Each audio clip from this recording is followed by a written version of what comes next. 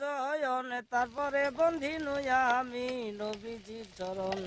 খোদা তাআলা ইব্রাহিমকে দেখাইলো স্বপন, কুরবানি করো তোমার প্রাণে প্রিয় ধন। ইব্রাহিম নবী তখন বুঝিতে না পারে, প্রাণে প্রিয় ধন মোর কিবা হইতে পারে। অবশেষে ইব্রাহিম ভাবিল অন্তরে, পুত্র ছাড়া প্রিয়জন নাহিক সংসারে। বিবিকে কহিল নবী পুত্র দেও সাজাইয়া, ফিরিয়া আসিব মোরা তরিত বেড়াইয়া। রওয়ানা হইল যবে পুত্র আর পিতায়, ছেলে পানে বাজননি বারে বারে চায়।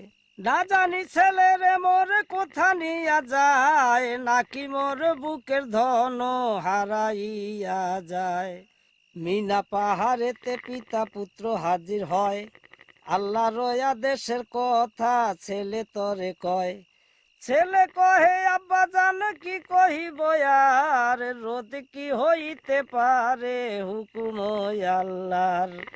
নিরুপায় হইয়া ছেলে রাজি হইয়া যায়, আপন ছেলের পিতা মাটিতে শোয়ায়।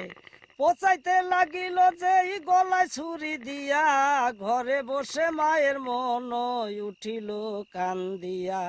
আয় আর মায়ের ক্রন্দন শুনি চারিধায়, আর জীব আদি তরুলতা কান্দে যারে যার। আকাশ বাতাস বৃক্ষ তরু আর লতায়, পশু পাখি কীট পতঙ্গ করে হায় হায়।